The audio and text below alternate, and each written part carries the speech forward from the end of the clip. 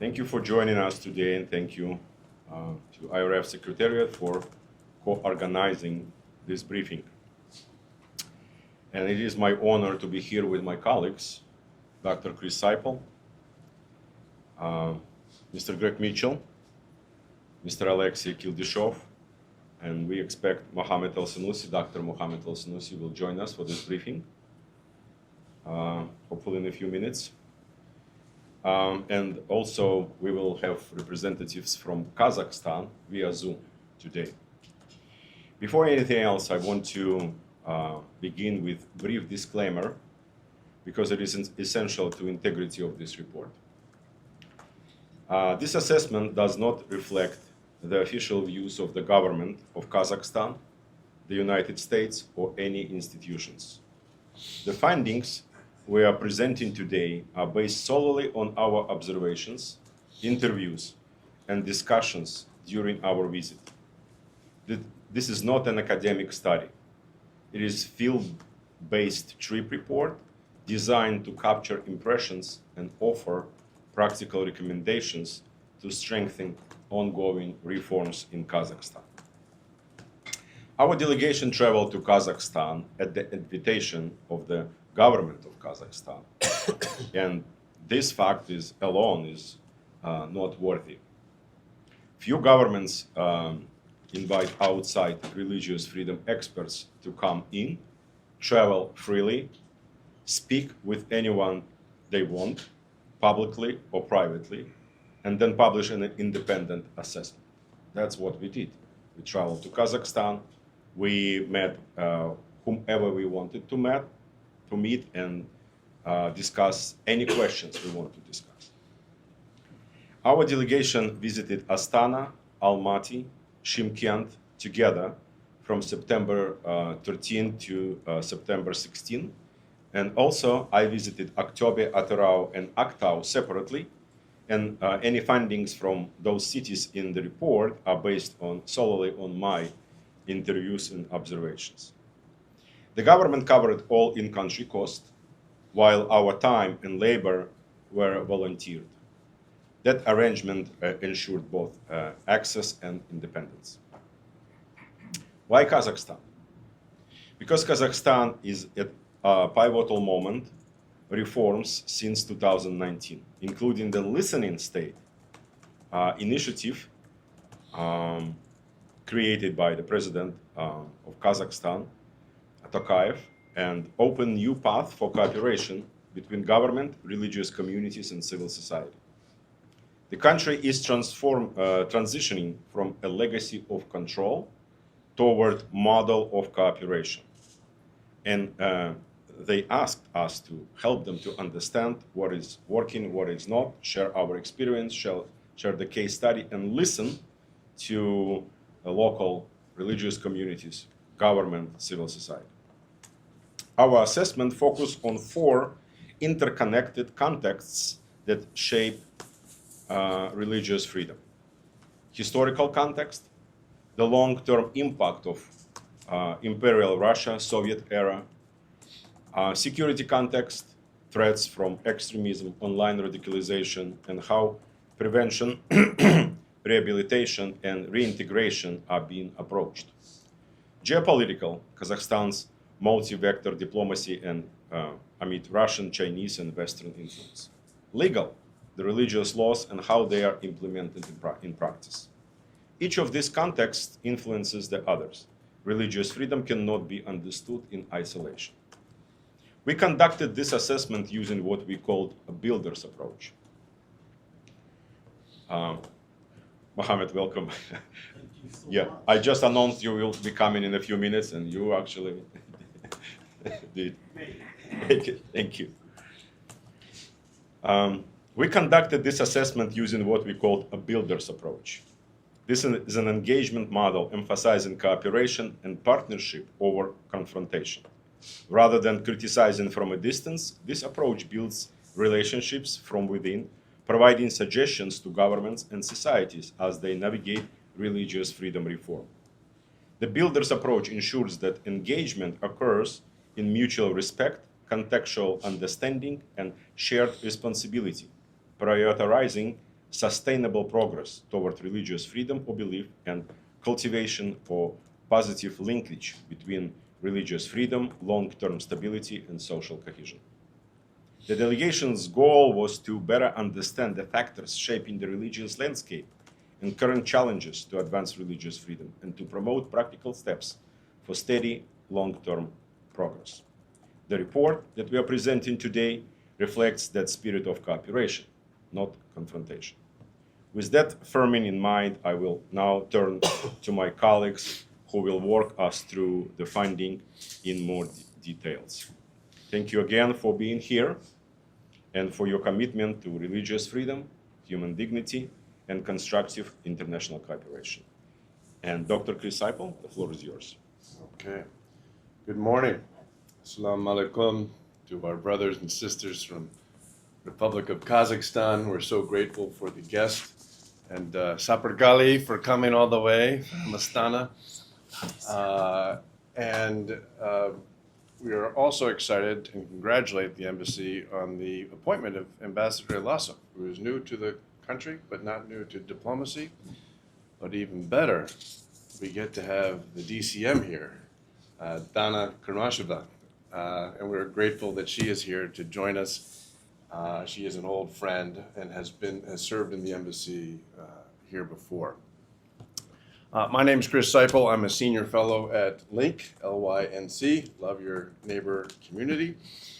And I want to provide some brief rationale about why religious freedom and security is important before talking about some of our observations on the geopolitical and geoeconomic context of Kazakhstan. And why do we do that? Because it's important to think about religious freedom as a single issue. But we have found that it's equally important to situate religious freedom within the geopolitical and the geoeconomic context of a particular country, the lived reality of that country. We have to understand them as they understand themselves, and we have to walk in their shoes as they understand their challenges and opportunities as we come alongside those, being honest about challenges and being friends all the way around. In America, we have a model that comes from Rhode Island. And if any of you have heard me speak before, you have heard me say this many times. But from the Rhode Island colony, founded by Roger Williams in 1636, 390 years ago, tomorrow, or next year, there is this idea that religious freedom is intrinsically related to security. And why is that? Well, if you allow someone to practice the essence of their identity, the essence of their beliefs, they're less likely to rebel against the state. It's really that simple. And if you are a history nerd, like me, read the Rhode Island Colonial Charter of 1663. It explicitly links religious freedom and security. And so we're not just making this up, this comes from our own history. And where people of faith are allowed to contribute to the well-being of society, the society tends to be more stable. And people of faith in general, when they live out their values, they look out for the least among them. They look out for the orphan and the widow, the homeless. They're less likely to be corrupt. They're more likely to honor a contract in government relations and with normal capitalism, commerce. It's just that simple. So we think that this is the way to do business, as it were. We also know that there are several rigorous databases around the world that have demonstrated this very strong correlation between religious freedom and security. So this is not just something that we're saying. This comes from our own history. It comes from the academics and the scholarship. And you just know it instinctively to be true in all the countries that we've been to. I've been going to Kazakhstan since 2013. That was my first trip in December of that year. And if you also know me, you know that I tend to be frank. And I will say that nobody wanted to have this conversation in Kazakhstan at that time. They did not want to think about religious freedom and security together. Part of that was because a 2011 law had been passed that restricted religious freedom in the context of their security. They did what they thought was right. And they did not want to have this conversation because the answer had been provided in the law. I came back to Kazakhstan when the idea of the listening state came into being with the assumption of power of President Tokayev. And things began to change. 2019, we did a religious freedom roundtable in Shymkent, educating religious leaders and government leaders together, top down and bottom up together. Also a feature of the Rhode Island model from 1636. And the next time I came was in 2022, where we taught cross-cultural religious literacy. And also in Shymkent, cross-cultural religious literacy is a leadership tool to build mutually respectful engagement across deep difference, bringing your whole identity to the table, bringing your values of your faith to discussions of public policy. And then last year, 2024, almost exactly a year ago, we taught cross-cultural religious literacy to members of the Committee for Religious Affairs. If you're not familiar with the former countries of the Soviet Union, there is a CRA, Committee of Religious Affairs, that governs religious activities in all of these states. It's also true in other parts of Asia. We don't think of it as normal in our country, but it's very normal in their country. Religion has an oversight commission or officials that look out for it. That's just the way it has always worked.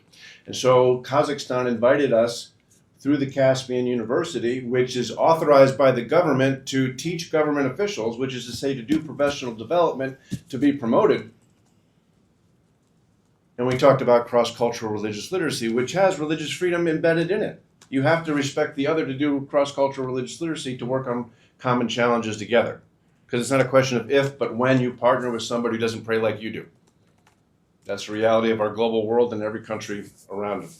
And then last year, or this year, we went to Kazakhstan in September at the invitation of the government, and then we also attended the World Congress as well. So that's my own experience. That doesn't make me a super expert, but it does make me someone who is rather familiar with Kazakhstan and the space. So let me make some quick comments about the geopolitical and geoeconomic. If you want to understand Kazakhstan, and I feel funny saying this in front of so many Kazakh brothers and sisters, but I'm saying this for the American audience. If you want to understand this country, you have to understand its location. It's landlocked. Its security and its commerce depend on good relationships with those around it. It's just a reality. There's 20 million people. 71% are Muslim, Sunni, Hanafi jurisprudence school. 17% are Christian. Over half the population is less than 35. Half the population. The economy is growing at 6+%. That's great because it's got to provide the jobs. And the foreign policy, as Wade mentioned, is multi-vector. What does that mean? Well, a vector is in different directions. And you have to do multiple directions at once because you're in the center of everything, right? That's Kazakhstan. That means that you have to work with the biggest neighbors to your west and east, in this case, Russia and China.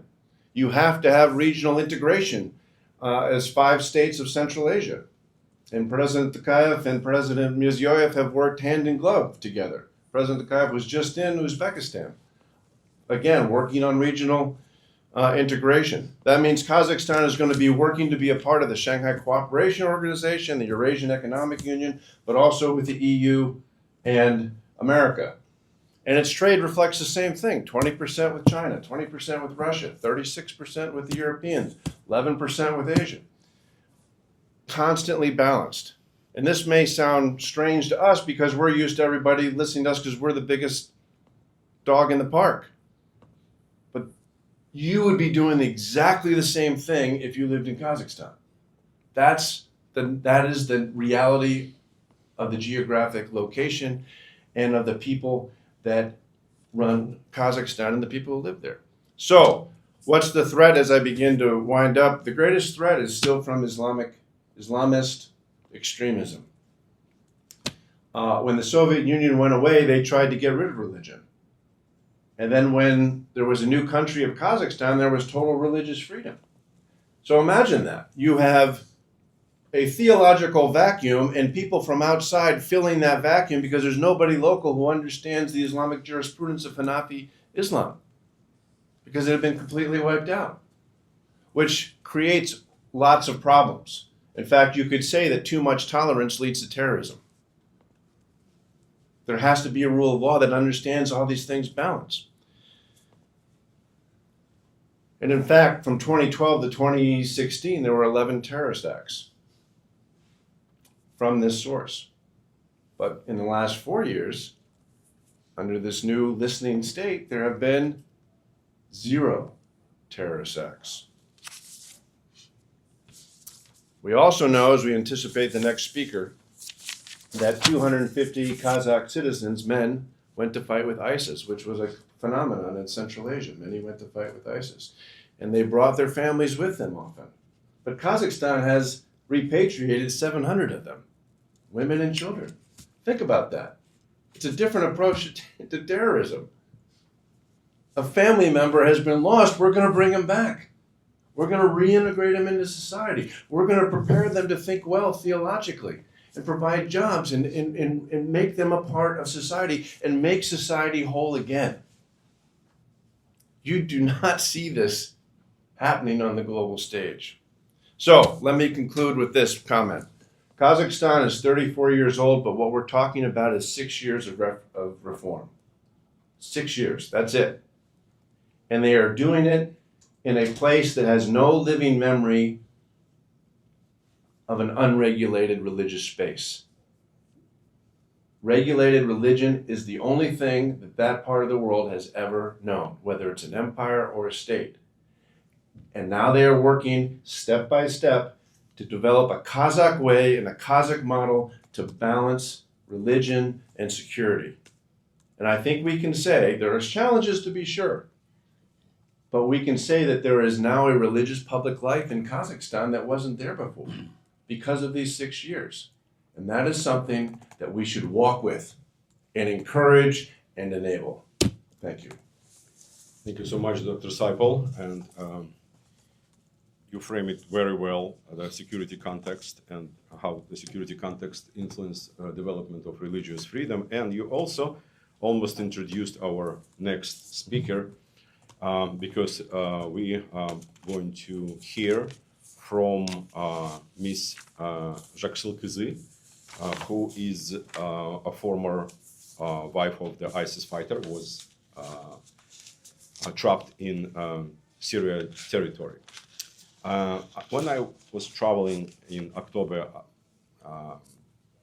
at Erau and Aktau, I had an opportunity in October to meet the group of these women who were repatriated under the Operation Jusan. They call it Operation Jusan. It had different stages when they brought back primarily women and children from Syria and Iraq. And I was thinking how this related. It's two different things. We're talking about religious freedom. But if we think about the factors that influence development of religious freedom, as Chris just so well framed, the security context, it influenced a lot. And the whole situation of Kazakh citizens going to fight on the ISIS side and then repatriated, also primarily related to the security context we are discussing here. So, and I was thinking when I met them in October and I have discussion, I heard their stories, many heartbreaking stories. And nature of those stories and why these women ended up in Syria under ISIS and what happened to their families, what happened to their children, what was like to come back and go through rehabilitation process. It was very, not only emotional, but teachable moment. And I was thinking maybe the testimony of some of these women will enrich our discussion here and provide you practical understanding of security context. I had numerous conversations with many people in Kazakhstan, in international community when we discussed religious freedom. And at some point I've been asked, do you really believe that there is a real extremism in Kazakhstan? And I ask a question, and how did 640 people were radicalized in that territory and joined ISIS?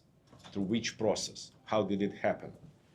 Well, of course, there is a balance between religious freedom and security, and this balance, as Chris very well emphasized, needs to be maintained, because otherwise we will have a secularization and oppression of religious freedom. So let us hear the testimony from Perizat Jakilkizi. She will be speaking via Zoom, and Matt, maybe you can put her as a speaker and unmute.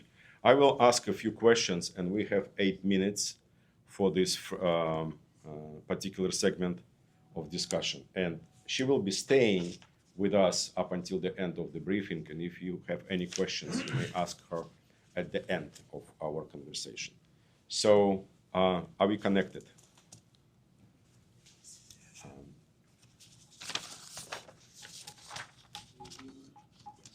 Потому что эхо слышно. Саламатсыздар ма? Амандасың. Жалпы негізі сұрақ бойынша жалпы ең бірінші сұрақ енді андай болды да, радикализм туралы да. Мысалы ол жерде радикал болдың ба, ол жерде радикал қалай болдың деген мәселеге келетін болсақ, мысалы ол жерде мен ең бірінші оны радикал деп есептемеймін. Неге? Себебі радикализм ол басқа бөлек нәрсе да, бірақ менің өзімнің мысалы ұстанымыма байланысты мен яғни өзімнің ұстанған нәрсемді қатты деп есептедім да, осылай қатты ұстану керек, осылай ұстану керек, осы дұрыс деп есептедім просто. Hello. So the first question was about radicalism, but I don't think that I was so radical in my religion. But I had strong faith and believed that what I was doing was right. Жалпы негізі осыдан кейін енді қатты ұстандым дегенде қалай басталады? Мысалы да мен 2008 жылы ең бірінші намаз бастадым да, енді өзімде намазхан отбасыдан болғандықтан осылай енді намаз бастап кеттім. Сол намаз бастаған кезде өзім негізі дәстүрлі бағытта бастаған болатынмын намазды. The first time I started praying in 2008, and it was traditional way of religion. Кейін уже намаз бастап жүрген кезде мен дін туралы нақты білгім келді, ислам діні туралы нақты білгім келді. Сол кезде мен өзім, яғни ол нәрсені өзімізден бастадым. At first I was trying to know more about Islam and started to study by myself. Сол кезде маған енді ең алғаш қасымда жанынан табылған адамдар, ол яғни псевдосалафи ұстанған сондай бір қыздар болды да, солардың түсіндіруімен осылай дін осылай ұстану керек деген сияқты соларға қарай еліктеп бастадым. So at first time there were girls in my surrounding that taught me pseudo-Salafi movement, and I started to learn from them everything, and again thought that it was right to go further with this movement of religion. Сосын уже ол қыздардың мысалы ұстанғанын дұрыс деп есептеп, және де сол бағытты мен өзім дұрыс деп ұстанып кеттім ары қарай. И дальше содан кейін уже мен потихоньку сол бағытқа еріп, қалай айтсам, діни білімді, яғни солардан алу керек деп есептедім да. So I saw that they were teaching right things, and I followed them and believed everything that they said about this religion, and was pretty sure that that's right thing that I was doing. Бірақ енді ол жерде мысалы негізі менің ең бірінші мақсатым андай білім алу, яғни оны түсіну, білу. Бірақ ол кезде уже Сирия туралы ақиқаттарды енді естіп жатырмын да, что Сирияның оқиғасын жалпы да, ол жаққа бару туралы, барып жатырған адамдар туралы естіп бастадым сол кезде. My main goal was to educate myself, but at that time I started hearing about people who departed to Syria and started to think about it. енді адам бір нәрсені дұрыс деп санаса, соны до конца білгісі келеді да. Сол себепте мен осы именно осы Сирияға бармастан бұрын бірінші негізі ойым менің білім алу болды. Бірақ ол нәрсе басқаша өзгеріп кетті негізі кейін. So before I wanted to go to Syria, I wanted to educate myself, and as a person believes in something, and that doing something right, I was, like I said before, pretty sure that that thing is right, and I started to think about going to Syria. Сол кезде менің ойым If you please skip some Yes, part because you have 3 minutes left for your testimony. Sorry? Please skip some parts of explanation and go ahead for the 2 more questions. Life under ISIS, repatriation, and a lesson for younger generation. Because you have only 3 minutes left. Меньше объяснений, как это получилось, а больше, то есть второй, третий вопрос, где жизнь именно в ИГИЛе и ну, как-то репатрация и как бы урок из этого извлеченный. жалпы негізі енді Сирияны білген кезде оны бізде анадай нәрсе болды да, Сирия деген ол шариғат мемлекеті, яғни ол жерде дінді ұстанатын мемлекет деп біз естідік та. Уже каждый, который намаз оқитын адам, ол жақта кәдімгідей өзі жақсы өмір сүре алады деп естідік. Ең бірінші барған кезде ол жақта ақша да, дүние барлығы болды, если честно да. Бірақ иә, соғыс болып жатыр ол жерде, бірақ ол болып жатқан соғыстың бәрі сыртында болып жатыр да, именно сол ішінде емес. We believe that in Syria is a Sharia state, and every Muslim will be will have a welfare, good things in this state.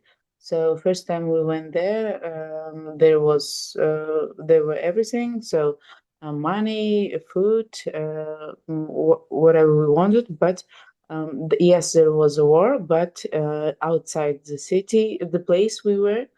So not so problems regarding to war. Сирияның өзіне барғанда сондай нәрселер енді мынадай бар ғой, уже күшті деп барған жеріміз барғаннан кейін белгілі болды. Басында енді өтірік айтпаймын, бәрі болды манағыдай, жоқшылық болған жоқ ешқандай, бәрі жақсы өмір сүріп бастадық. Сосын уже кейінгі кездері андай уже қыспақ басталды да, уже мынау болмайды, анау харам деген нәрселер бар емес па, уже сондай нәрсе, запрещенный нәрселер көбейе бастады. Содан кейін уже ол жақта уже соғыстың нақты түсінігін, енді бұл жерден соғыс емес, главный ол жердегі мәселе, яғни біздер барлық адамды почти куфрге шығарып, уже жаман жағынан көрсетіп бастадық та ислам дінін бізге. Сол кезде мен ойладым, ислам діні ол қаттылық діні ма деп, керісінше ол андай жұмсақ емес па, адамдарға жақсы қарамай ма деген сияқты ой болды да. At first time, everything was good. We had food, money, and good place. But then they started to restrict us on everything, saying that this is haram and that is haram. And when we went there with other opinion, and when we had arrived there, it was a huge different thing because after seeing what was real in Syria, I started to question myself, Islam is a good faith, is kind faith and kind religion, and why it's so cruel in Syria in this war conflict. Your time is now up, so you please stay with us up until the end of the briefing, and maybe anyone would wanted to ask any questions.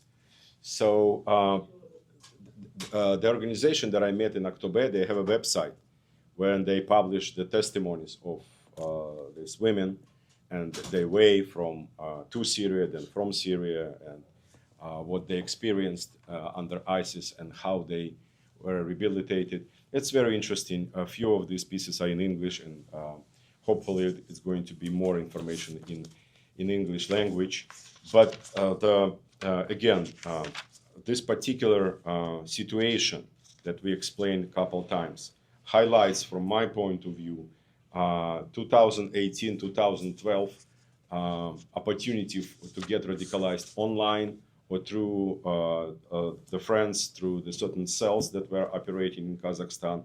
Because many women whom I spoke with, they would say, "Oh, I followed my husband," or I was single. I decided to learn more about real Islam, and so on, so forth. For me, it's saying about two things: lack of religious understanding, religious literacy, the radicalization that is spreading without any control, and as a result, over 600 people ended up in Syria. Many women, children, a lot of children died under the Russian bombings, and so on and so forth.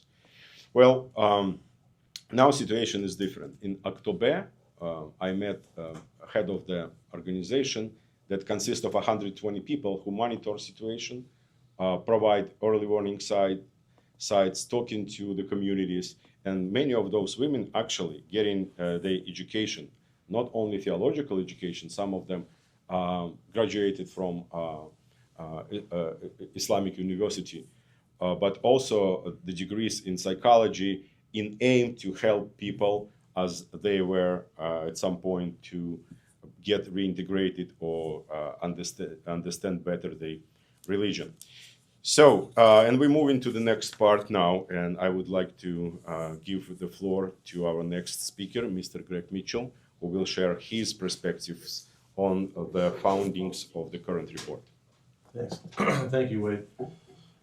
Hello, my name is Greg Mitchell, founder and CEO of IRF Secretariat and co-chair of the IRF Roundtable, International Religious Freedom Roundtable here in Washington.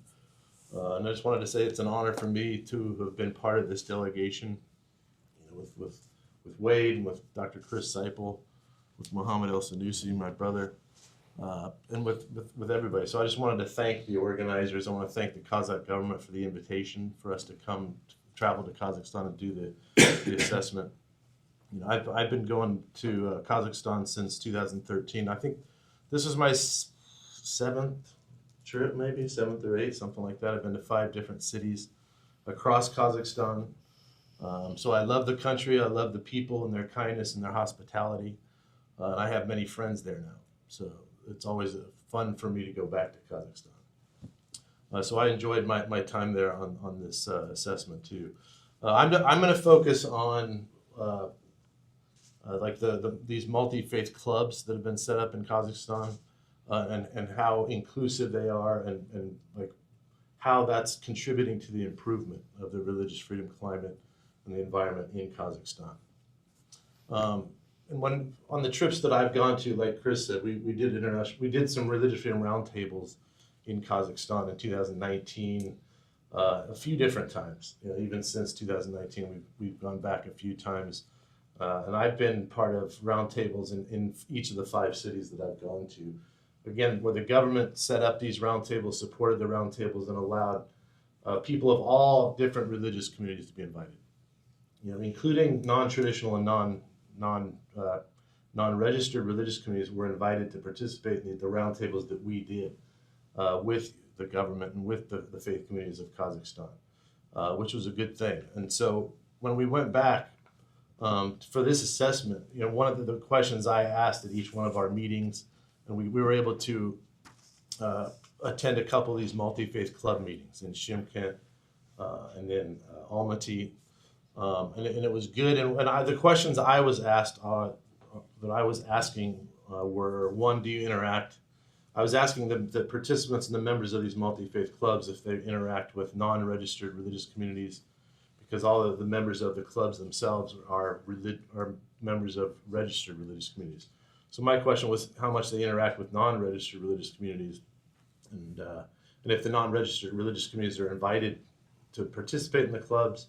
And if all the different faith communities and belief communities are collaborating and working together on projects to improve public policy and solve social problems. So that was my focus, what I wanted to hear. So I'm just going to summarize what we heard real quick from members of the club. And we also met with a few people who are not participating in the clubs because they're not registered, or they're not part of a registered religious community.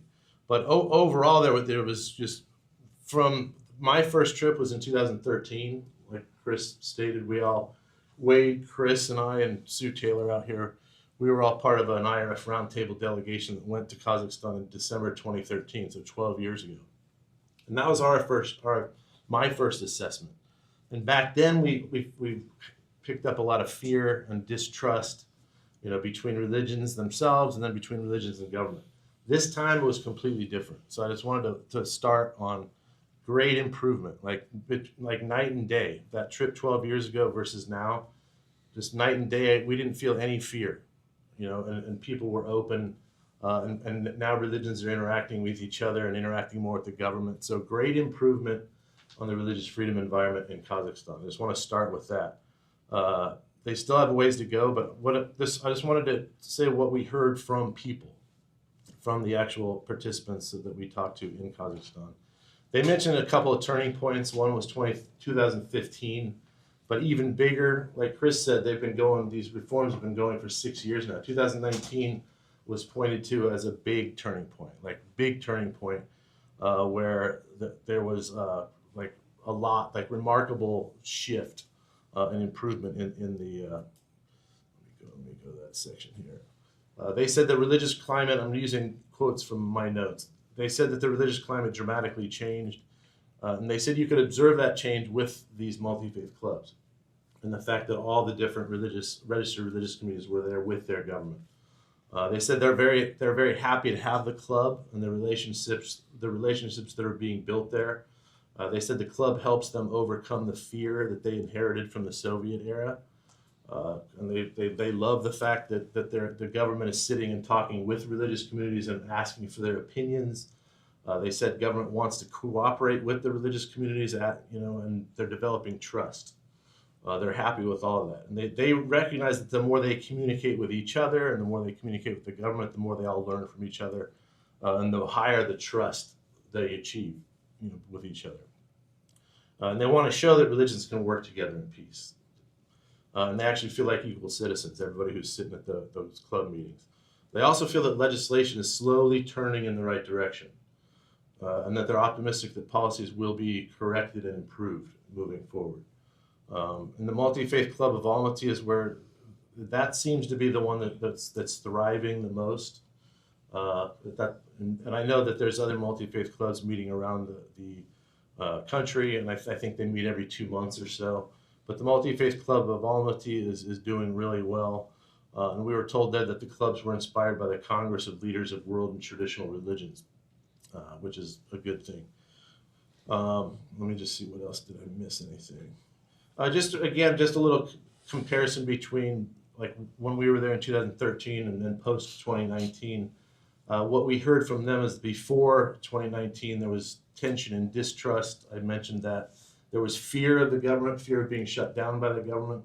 There was also, they recognized strong anti-cult influence that contributed to this climate of fear between government and religions.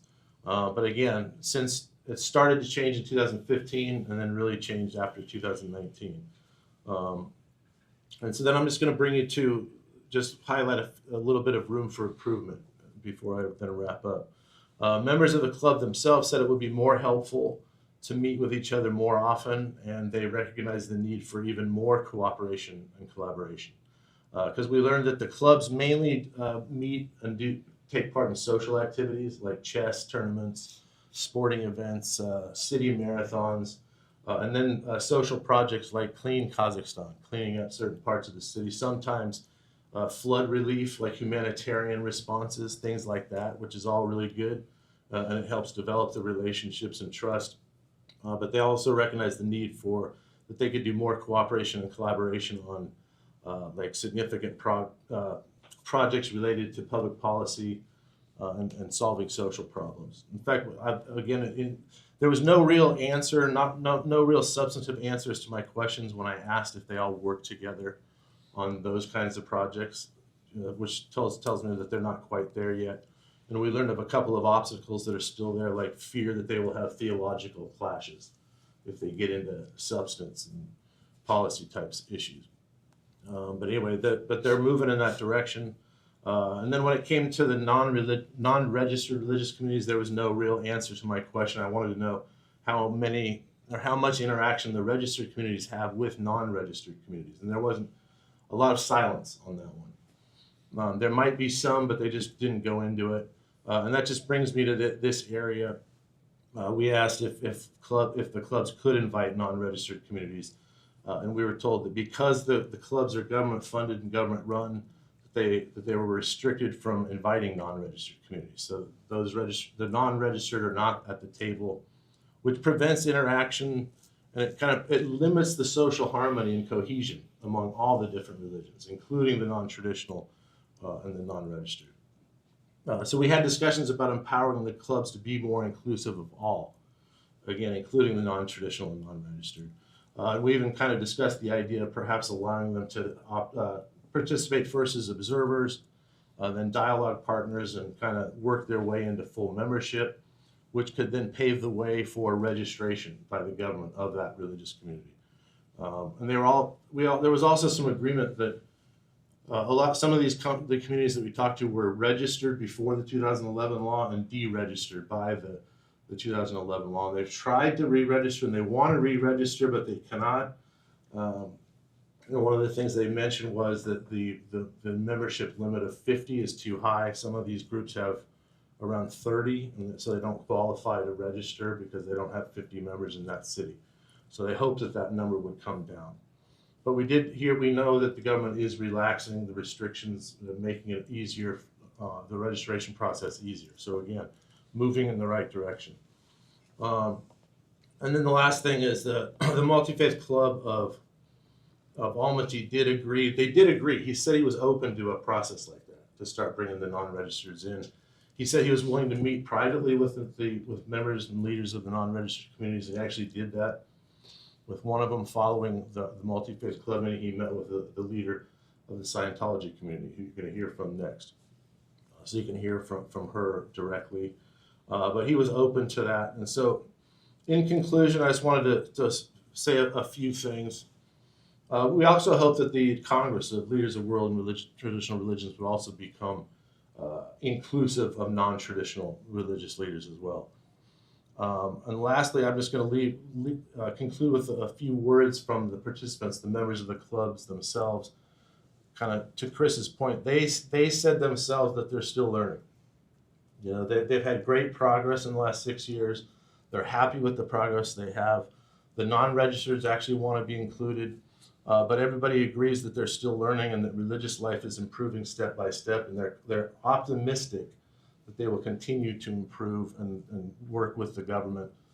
So most of them are optimistic. So I'm optimistic also, and I look forward to going back again, maybe in 2 or 3 years, and reporting on further progress. So with that, thank you. Thank you so much, Greg. And I have an idea why you travel to Kazakhstan so often. You were a Kazakh in your previous life, and actually I have a proof to that. Greg started drinking a fermented horse milk from the very first visit, and he said, "I like it," and I immediately understood he was a Kazakh. He posted videos of me drinking the horse milk on social media too. So. Yeah, how many friends you lost that day? All right, thank you so much, Greg. And we now turn to the case study that illustrates how Kazakhstan's religious policies affect real communities on the ground, particularly those outside of circle of traditional religions. One of the most informative parts of our assessment was hearing directly from non-traditional religious communities, many of whom have navigated significant legal and social challenges over the past decades. The experience helped us to understand both the progress and remaining barriers in Kazakhstan's religious landscape. I am pleased to introduce Ms. Zhana Tasova, the leader of the Church of Scientology in Almaty, who will be joining us via Zoom. And will I have an opportunity to ask her questions? Okay, perfect. Zhana, are you with us? Do you hear us? Okay, perfect. So I have a couple of questions, and please be short and direct with your answers. You have 5 minutes. So my first question, when did the Church of Scientology first begin operating in Kazakhstan? В 90-х годах. How do I translate that? No, translation. I need to translate. So do I translate into this microphone or do I? Yeah, the Okay. little one. Let me just sit next to it. That's what Okay, good. I got it. Yeah, there you go. Awesome.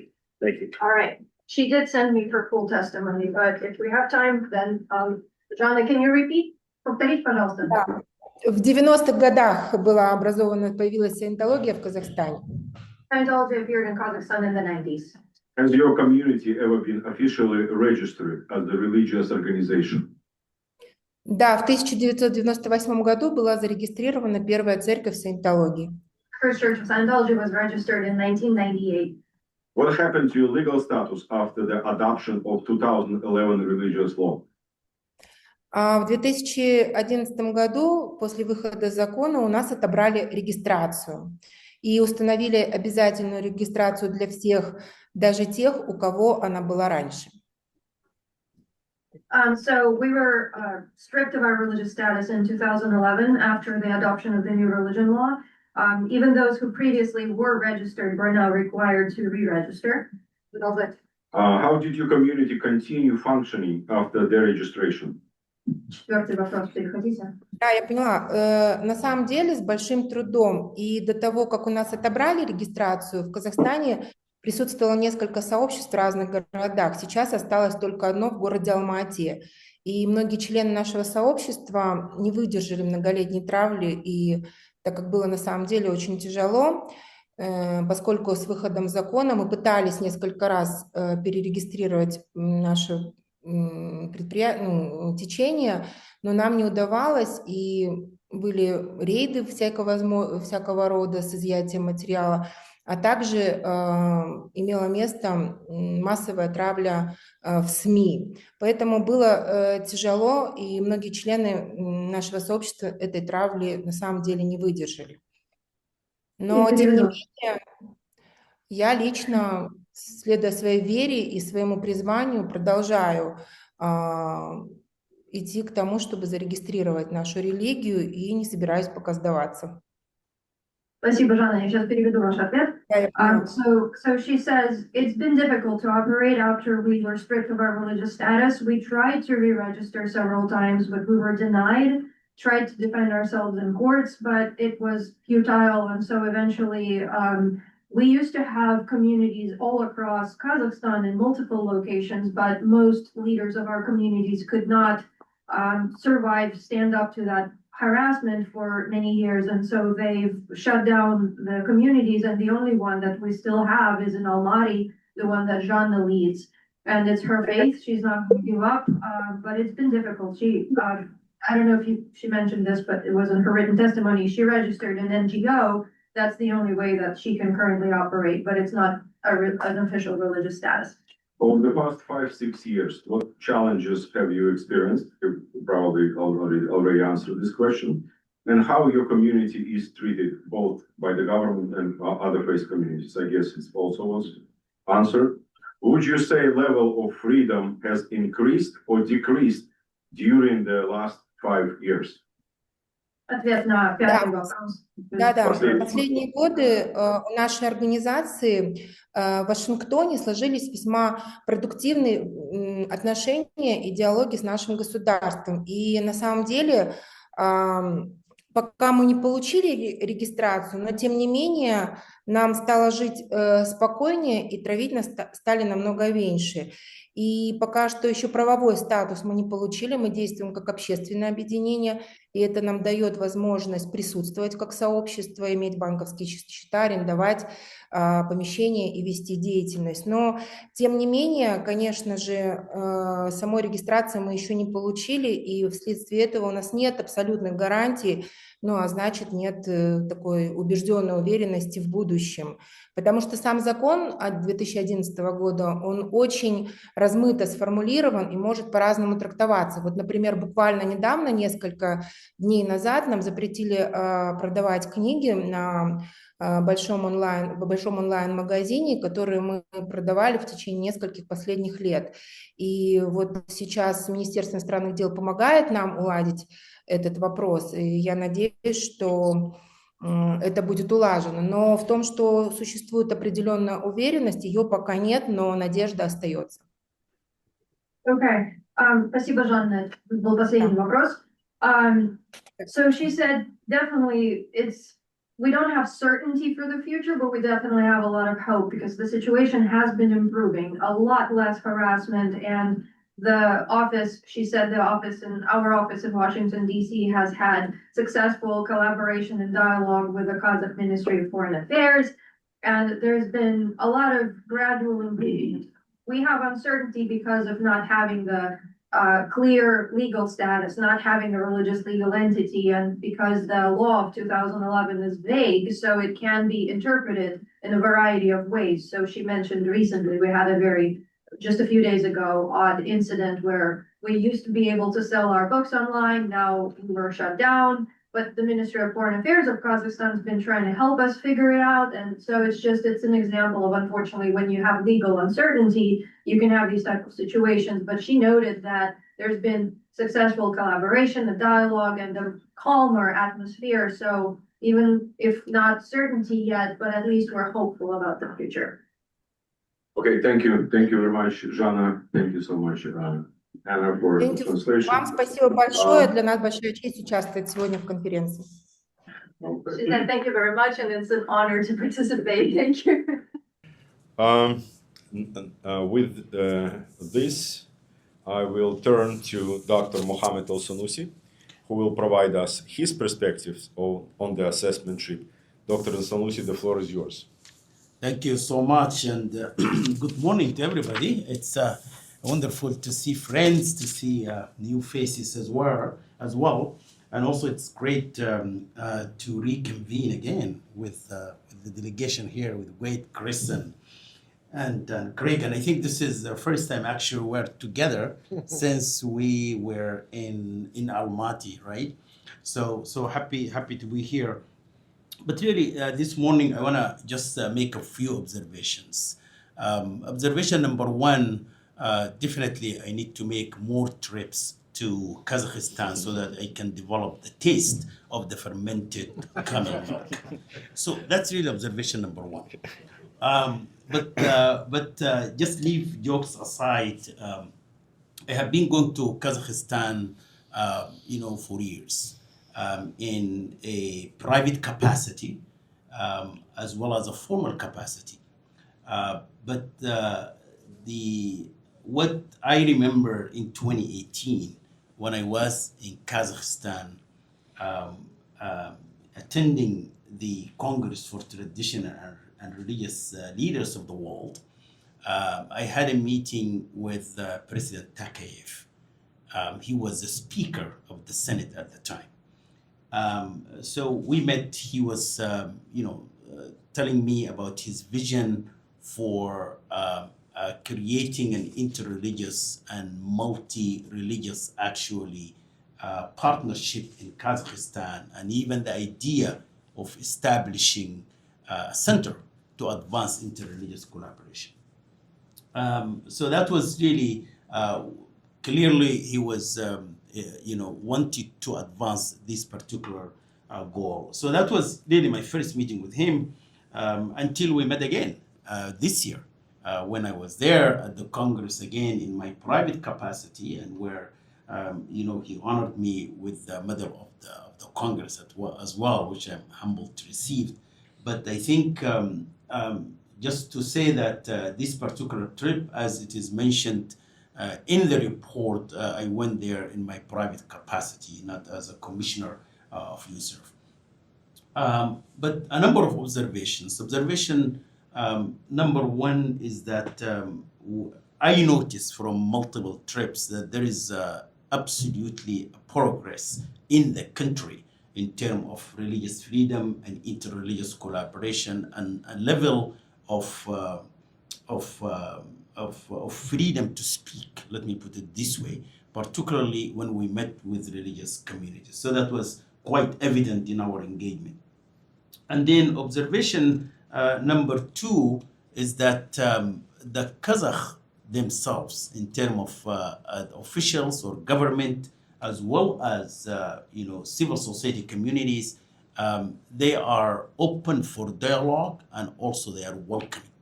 So I noticed that as well. When we met with religious communities, when we met with government, I felt that they are open for dialogue. And observation number 3, they also recognize the threat that they are facing, whether it is internal or external. And they are also wanted to find what would be the best way actually to address the threat, to collaborate. That's also came out quite clearly as well. And then observation number 4 is that the religious communities that we met through these multi-faith clubs, and this is true also in other contexts as well, that they always feel empowered and feel kind of recognized when they meet with the foreign delegations, coming and talking to them and asking questions, as well as providing them with our context and how we collaborate and all of that. They really appreciate that. And you saw that from the leader of the Church of Scientology in Almaty. She just spoke. Then moving forward, I want to just tell you that our assessment, of course, we want to recognize and appreciate the progress, the positive environment that we have seen, as well as appreciate the hospitality of Kazakhstan, and this trip actually made it possible by Kazakhstan government. I think Wade made that clear, and I want to repeat that. So they financed our trip, particularly domestically. So I want to make sure that people actually know that.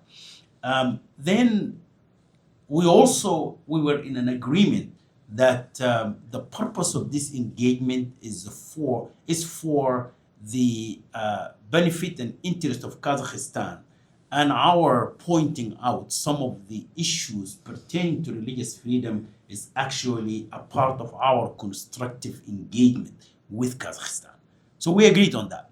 That's why if we say something that is the multi-faith clubs are not inclusive, that is a constructive criticism to the multi-faith clubs, and we want them to be more inclusive, basically. We felt, and particularly my brother Greg here talk about the Almaty multi-faith club, but I want to mention that the leader of the Religious Affairs Committee in Almaty, Nurland, I think his name, if you remember, Nurland was chairing this meeting. And we pointed out why the Scientologists are not registered. Why we propose that you meet with the Scientologists and discuss. And he took the action immediately, actually. Immediately he invited them, and they had the meeting to see what they can do. And we talked about they should be at the table as an observers and all of that. So that was really a welcome from their side as well. So looking into the multi-faith clubs, there is no doubt there is an improvement need to be made. It's a good platform, that's great, described very well, but still we see the platform at the club is still controlled by government, because the government is chairing. Our recommendation is that this should be a civil society-led clubs, so that you can provide even more freedom for people to discuss. And also, when you have a civil society-led club, that provide a platform and opportunity for those members of the clubs. They express their, kind of solidarity among each other. They can discuss religious freedom then, right? Not only a place that is gathering to coordinate public event, right? So we clearly recommended that slowly and gradually they should be, this club leadership should be transferred to civil society. They do it themselves. We also, of course, our observation of that there is a huge progress in terms of the religious law in the country, as mentioned, but still there are rooms for improvement. We met with people that still they think that there is restriction, they cannot worship because they don't have the number to register formally so they can establish a house of worship. So we pointed that out also in our report. In our meeting, private and public, with some of the imams and Muslim leaders in the country, they raised the issue of the hijab as well. They said that there are restrictions in terms of the hijab in the schools as well, and other contexts as well. These are issues that definitely it needs some improvement, and it needs some kind of religious freedom as well. Then the last point, or maybe the point before the last, I want to make here, which is already mentioned and mentioned by sister who just testified as well generally, is that the country school of thought is the Hanafi school of thought. And we recommend that, there must be, there should be some kind of level of freedom to those who are not necessarily associating themselves by that school of thought, so that they are not looking for narrative from outside. And that's really very important. What leads to extremism that we have seen, some of the people, they actually look into narrative, they're not satisfied, right, with the current spiritual leadership or specific school of thought, so that's why they are looking for a different narrative. So I think expanding those kind of ability for people to do that, I think it is very, very important, I think. And then lastly, there are some issues were raised as well. We mentioned those in the reports related to religious materials and all of that. And in our interaction with the government, again, they are ready to look into those and to collaborate. So all in all, I personally saw there is a progress in the country. There is no question that it's not perfect, but there are opportunities to improve. Thank you so much. Thank you so much, Dr. El-Sanusi. I would like to connect two things here, because I feel like we maybe not clearly maybe emphasize that in connection with the purpose of our trip and the purpose of this report.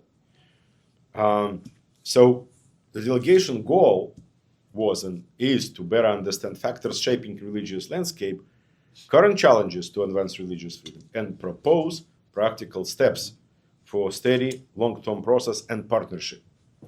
And what has been said today many times about clubs, it's an opportunity for collaboration that already been executed.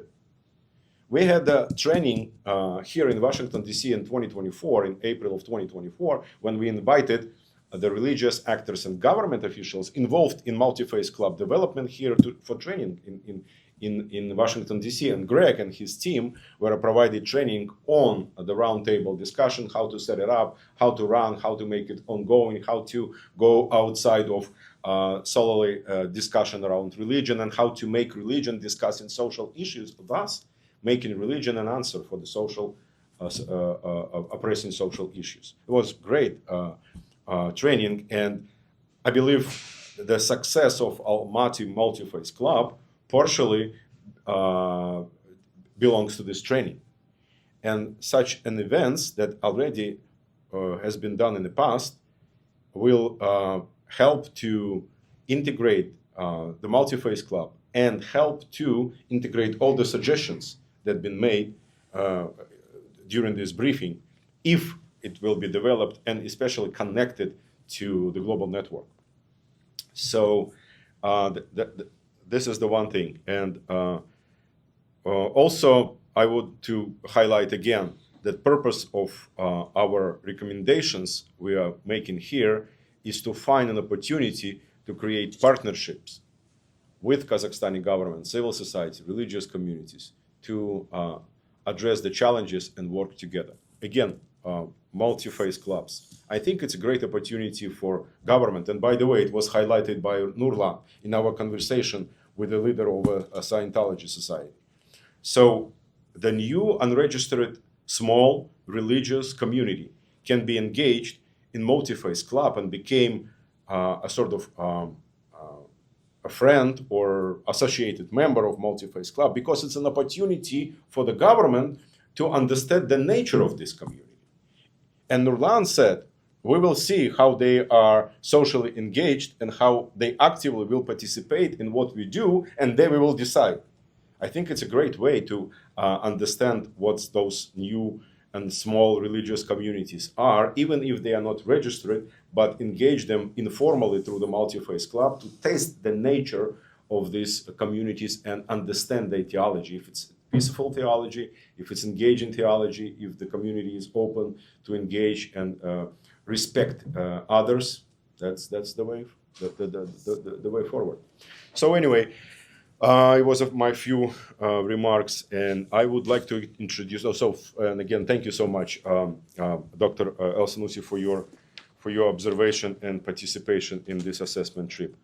So now I would like to turn to the perspective of our report, but through the eyes of the expertise of the religious freedom expert who lives in Kazakhstan.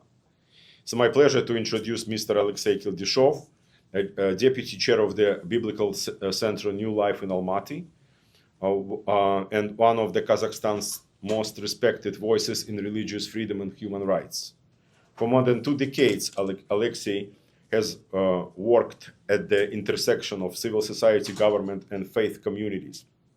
His experience includes he serves as a public assistant to the Member of Parliament during 2001-2002, and again between 2013 and 15. He's been an active member of Kadir Kasiyet, one of the Kazakhstan leading human rights organizations since 2013.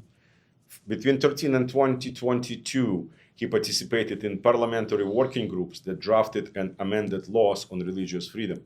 He's been a member of Multi-Faith Club in Almaty since 2015, and between 2014 and 2022, he served as an ombudsman mandated monitoring group inspecting closed institutions to ensure human rights compliance. We met Alexei at the Multi-Faith Club in Almaty. We heard his report, and we decided to invite him here in person for the opportunity to provide his perspective and also for you to ask him questions. And Mr. Kildyshov, the full floor is yours. Dear distinguished guests, committed restaurant. As mentioned before, my name is Alexei. I'm from Kazakhstan, and I'm a pastor of the Pentecostal Church. At the same time, I'm human rights defender in my country. Having reviewed the analysis on Kazakhstan, I find it thorough and accurate. I would like to share a few brief observations that may provide additional context.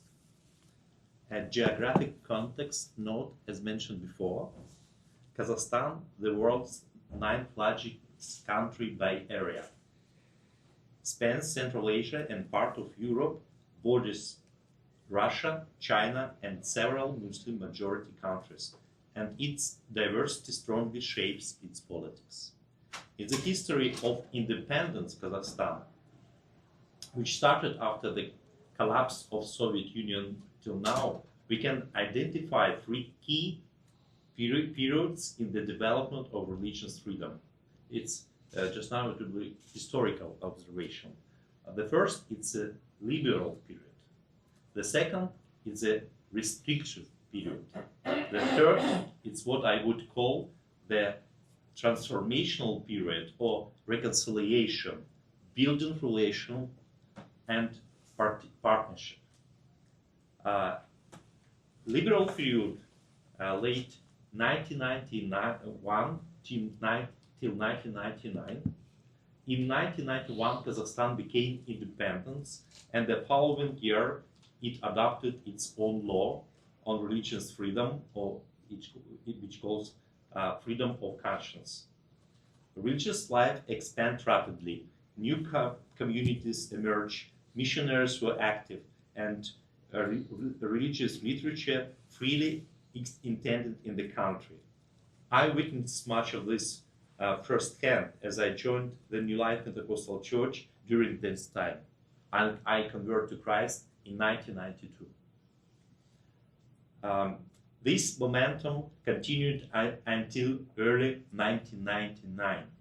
As religious freedom expanded and the number of religious organizations increased in neighboring Russia, after 1991, anti-cult organization gained influence. The first major success was the promotion and adoption of amendments to Russian law on freedom of conscience in 1997. After the discussions began in Kazakhstan regarding possible restriction of religious freedom, restricted period threat started from 1999. From 1999 to 2019, Kazakhstan religious policy was heavily shaped by anti-cult organizations that often served as experts in drafting legislation, as well as by regional security pressures from the Shanghai Cooperation Organization. Notably, each ACO summit held in Kazakhstan in 2005, in 2009, and 2011 was followed by tighter religious regulation. After the Arab Spring, a restrictive law on religions was introduced to prevent radicalization and preserve the political order, impose strict control on all religious groups. In 2017, the government adopted an even harsher concept on religion activity, modeled on China, Russia, and French, the most restrictive framework in our history. Although the bill was withdrawn in 2019, pressure on several communities continued, with numerous administrative cases and fines, especially against unregistered groups. These developments were driven by two main factors: the influence of anti-cult organization and political pressure from neighboring powers, particularly China and Russia. This period is well described in 2020 recommendation and in USCIRF report, the anti-cult movement and religious regulation in Russia and the former Soviet Union. Your report, your analysis accurately highlights these core issues. Transformation period or reconciliation, building relation and partnership started since 2020. I would like to focus on the gradual positive changes that in parallel with restrictive process led to transformation period. The thought is what I would call the transformation period of building relation and partnership. In 2015, the government began engaging with religious leaders through the establishment of National and Multi-Faith Club of Religious Leaders. However, from 2015 to 2019, religious leaders were still focused on defending religious freedom and participated in the legislative process. For example, I participated in workshop in Parliament as member of Multi-Faith Club to defend religious freedom when Parliament tried to adopt amendment. While the report mentioned significant change started from 2019, real improvements in Kazakhstan religious landscape began in 2020. The new president, together with recommendation from international religious freedom commissions, reduced the influence of anti-cult organization and opened greater space for religious freedom. I would like to briefly share my experience as deputy chair of the New Life Pentecostal Church in Almaty. The investigation against our church lasted about 10 years, with some breaks. By 2019, pastors were charged and 6 church properties was confiscated. Since 2020, the situation has improved significantly. Thanks to the changes political climate in the country and with significant support from the Almaty Multi-Faith Club, most of the confiscated properties have been returned. During this period, we as a leadership of the New Light Church also began building stronger relationship with local authorities participating in the multi-faith club, joining social projects, and developing cooperation with officials and other faith communities. Today, our church is recognized as a full participant in the dialogue with the state, contributing to discussion on religious freedom and helping strengthen trust between religious groups, the local authorities, and societies. It's true. It's a real situation in Kazakhstan. As the well-known Kazakhstani scholar Roman Podopregora has noted, challenges in the religious sphere cannot be addressed solely through administrative measure or pressure on believers. Limited experience in the state-society engagement, the complex situation of religious organization, and the threat of extremism make this even more difficult. For this reason, we need new approaches. We try to seek new approaches, strengthening the religious literacy of public officials and fostering dialogue with religious communities can open the way to model based on partnership rather than control and restriction. In addition, we are deeply grateful for the programs implemented by the Link community to educate officials on issue of religious freedom and relationship building. Strengthening this partnership is highly valued by both religious leaders and government representatives. Thank you for your attention. Thank you so much, Mr. Kildashov, for your perspectives. That's very interesting, and it's a great compliment to our report. So we're going to continue, and I will give a floor our last speaker today, who will highlight the practicality of our approach and the fruits of our already established partnership with Kazakhstan.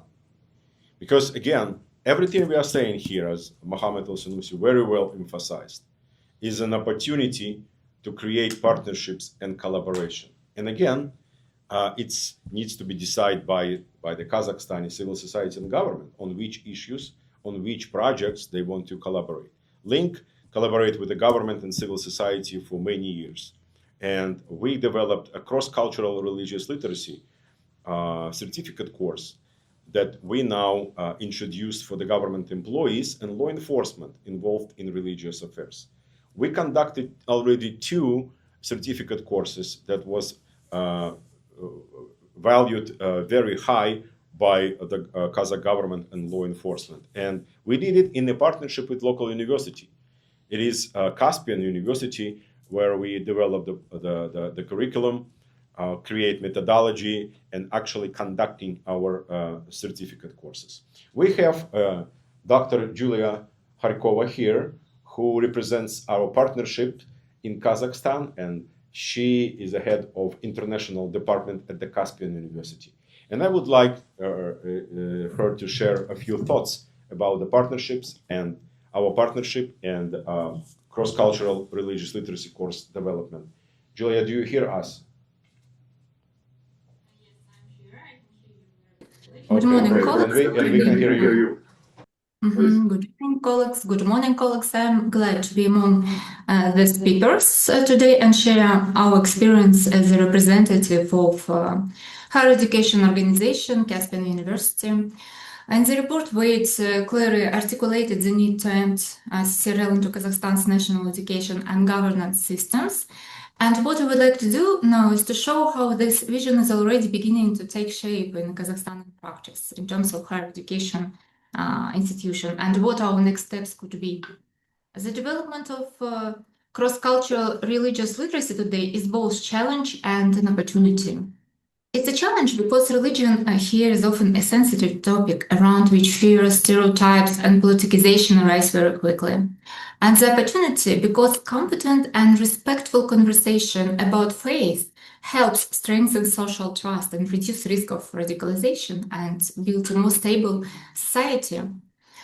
Our approaches to religious literacy, to teaching of religious literacy, increasingly moving away from dry, purely theoretical lectures, and they include interactive and interdisciplinary methods like analyzing real-life cases, using digital platforms, working with media. And a very promising direction is the integration of religious literacy into global citizenship education, let's say, where religious diversity is seen as a part of broader competences of a responsible global citizen. And at the same time, we face several very concrete barriers. Lack of trained educators and trainers, the absence of balanced, well-tested curricula, concerns that such courses may violate the principles of secularism and politicization of religious topics when any discussion can be perceived as a potential risk. Our joint project between Link Community and Caspian University, development of CCRL in Kazakhstan, that we have been implemented this project for last 2 years, has been an attempt to respond to these challenges through practical learning and to move in exactly the direction that Wade has outlined in the report, institutionalizing CCRL within the systems that train public officials and law enforcement. And during this period, as it was already mentioned, we conducted 2 certification trainings for law enforcement officers and the Committee for Religious Affairs in 2 cities, Almaty and Shymkent. We developed methodological guidelines, compiled a corpus of teaching materials, and carefully evaluated the outcomes, entry questionnaires, tests after each module, and comprehensive feedback from participants, speakers, and organizers. And we observed consistent positive changes.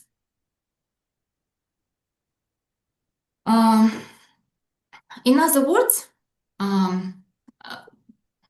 we could see a shift from on-time educational initiative to the emergence of sustainable process of professional development towards a culture of cooperation and respect for religious diversity among our participants. And next logical step is to scale up these practices. And here we come to the format of certification training of trainers program for relevant state agencies and monitoring groups in Kazakhstan.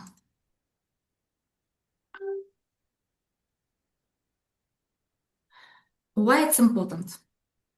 Across Central Asia and Kazakhstan, we see a serious shortage of specialists who can work professionally with communities on the prevention of extremism. And in Western regions, monitoring groups, which are represented by Ms. Erikbay Perizat, do very important work, and they rely on their personal experiences and trust they have built in their communities, and that is precisely why their voices are heard. However, their approaches are often unsystematic. Some have successful practices, others rely mainly on intuition and empirical experience.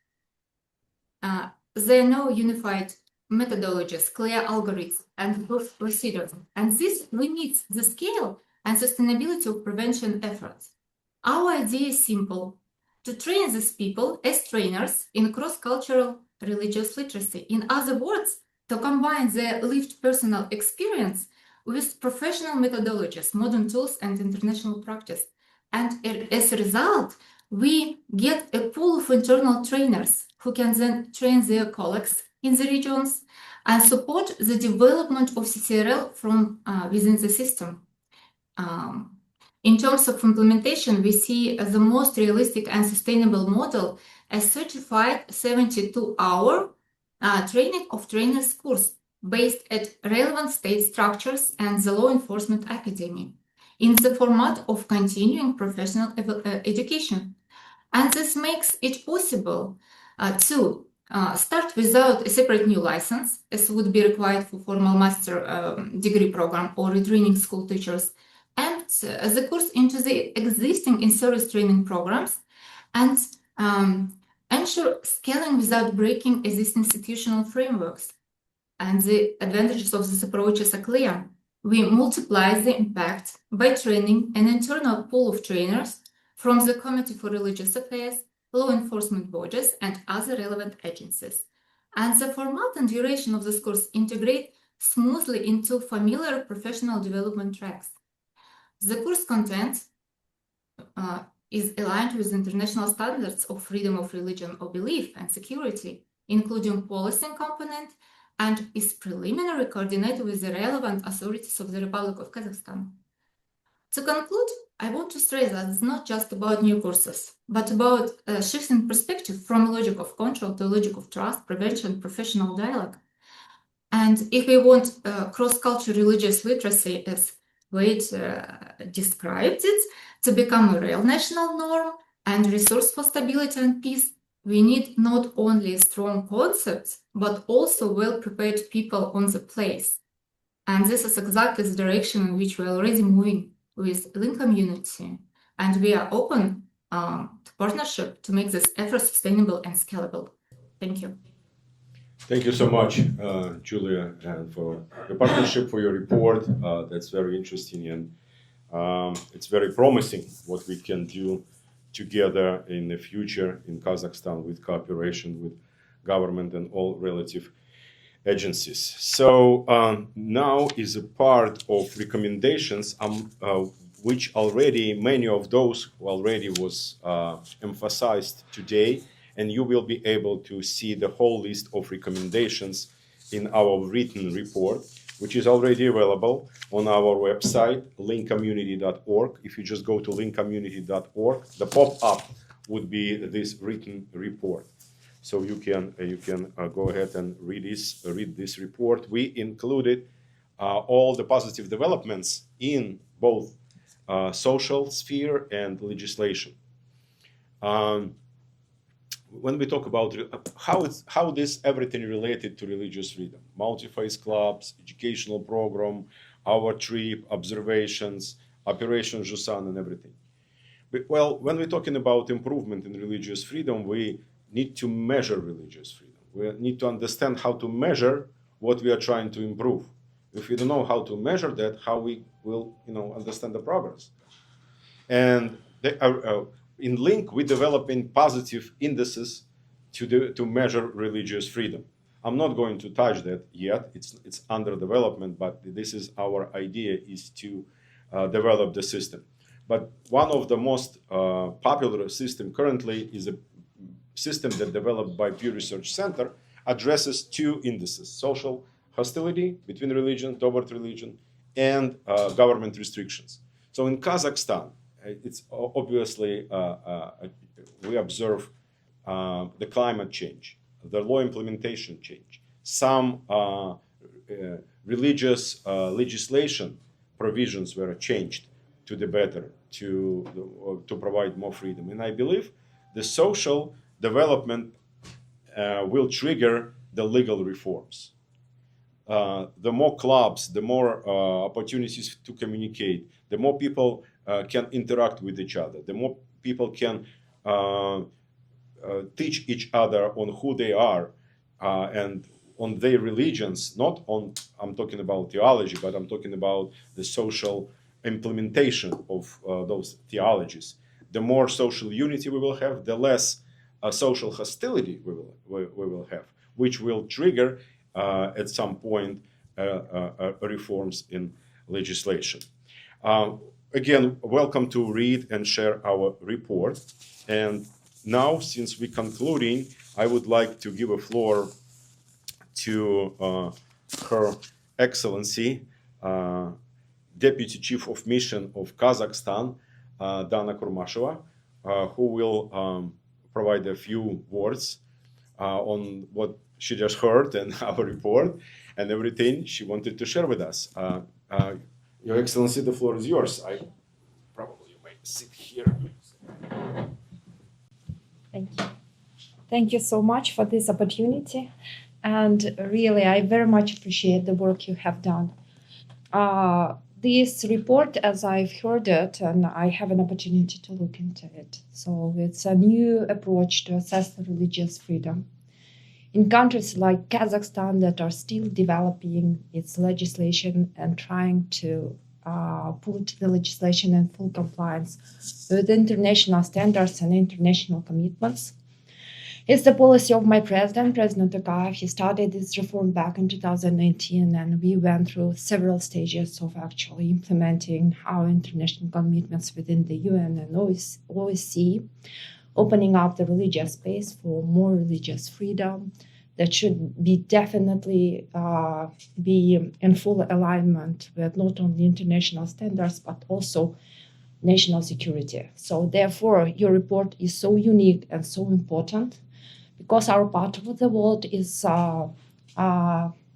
quite challenging, specifically in today's world that is completely difficult, and there are multiple crises around. So therefore, all the legislation that we are doing, and we're still moving towards international standards, so that it will definitely keep the country and religions in full dialogue, interfaith, interreligious stability, first of all. So therefore, I think that it's an important endeavor, first of all, and I think that we need to continue this practice just to ensure that, first of all, we are tracking the progress in the region and in Kazakhstan in a very objective lenses by using academic approach. And you are saying that it's not an academic, and as I see, it's pure academic approach. To measure, to understand what's going on the ground. And if we would like to continue tracking the development, definitely we need to continue this practice. And I think that this model of assessment should not be implemented only towards Kazakhstan. There are many other countries in the region that also need a better understanding on what's going on in their countries. So therefore, again, thank you very much, and I really appreciate for everything you've done for my country. Thank you. Thank you.